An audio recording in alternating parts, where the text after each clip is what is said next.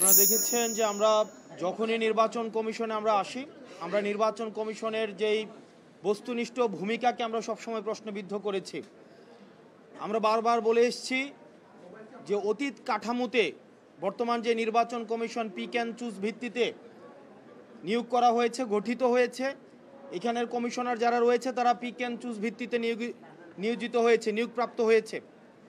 আমরা তাদের বস্তুনিষ্ঠ ভূমিকাকে আমরা সব সময় এখনো পর্যন্ত আমরা প্রশ্নবিদ্ধ করেছি।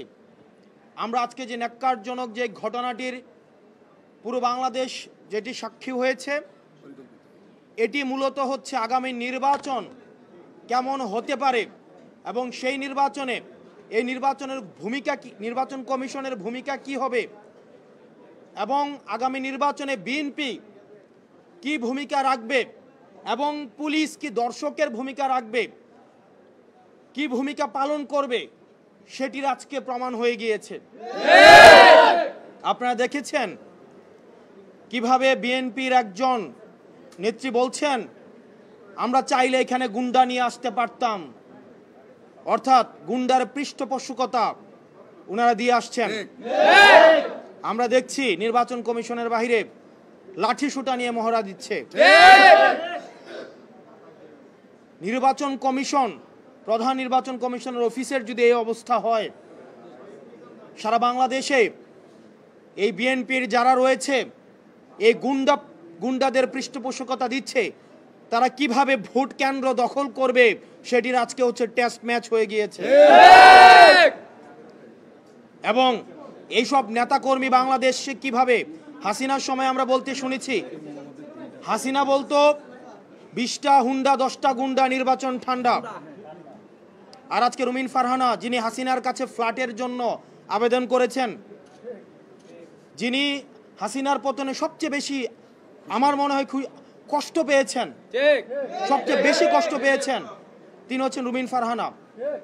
আমরা 15 আগস্টে আওয়ামী লীগ থেকেও বেশি আওয়ামী লীগ পণ্য যাদেরকে মনে হয় তাদের মধ্যে রুমিন ফারহানা অন্যতম।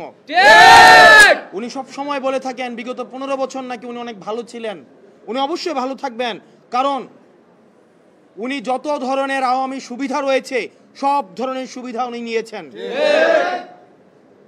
আজকের নির্বাচন কমিশনের যে ভূমিকা রেখেছেন, আমরা সেই ভূমিকাকে আমরা সবসময় প্রশ্নবিদ্ধ আমরা করে এসেছি। আমরা পুলিশকে দেখেছি এখানে নীরব দর্শকের ভূমিকা পালন করেছে।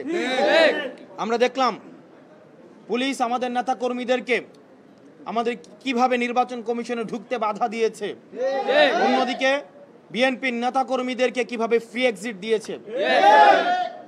এবং এই নির্বাচন কমিশন কতিপয় পার্টির এটা পার্টি অফিস হয়ে গিয়েছে।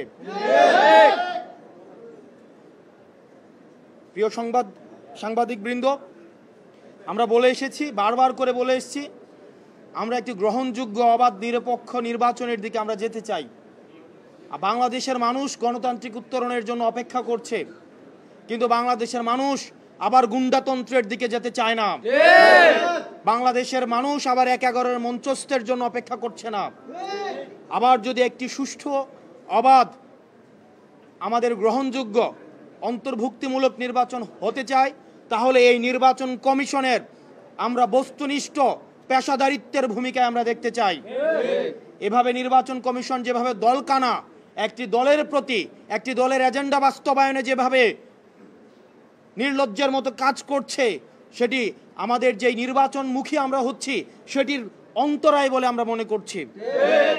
সেজন্য আমাদের একটি সুষ্ঠু নিরপেক্ষ নির্বাচনের জন্য আমাদের এই নির্বাচন কমিশনকে অবশ্যই আমাদের দল মত নির্বিশেষে নিরপেক্ষ ভূমিকা পালন করতে হবে। নতুবা আমরা এই নির্বাচন কমিশনের পুনর্গঠনের জন্য আমরা অনতিবিলম্বে এই নির্বাচনের প্রতি, কমিশনের প্রতি যে আমাদের আস্থা ছিল, সেই আস্থা ক্রমশ ক্ষীয়মান। আমাদের দল নিবন্ধন থেকে শুরু করে, মার্কা বরাদ্দ থেকে শুরু করে, আমাদের যে সীমানা নির্ধারণ, প্রত্যেকটি কাজে কাজে আমরা দেখেছি, আমরা যখন নির্বাচন কমিশনের সাথে মিটিং করি আমরা দেখি তাদের এক ধরনের আচরণ থাকে, তারপরে তারা একটা সময় চায়, ওই সময়ের মধ্যে কি হয় এটা তারাই বলতে পারবেন। রিমোট কন্ট্রোল নির্বাচন কমিশনের কোথায় রয়েছে এটা আমাদের কাছে এখনো পর্যন্ত সেটা অজ্ঞাত। নির্বাচন কমিশনের যারা কমিশনার রয়েছে, আপনারা যদি মনে করেন আপনারা নিজেরা আপনাদের এই নির্বাচন কমিশন পরিচালনা করতে পারবেন না, আপনারা অন্যরা কেউ পরিচালিত করে আপনাদেরকে, আপনারা মানুষের সামনে আসেন।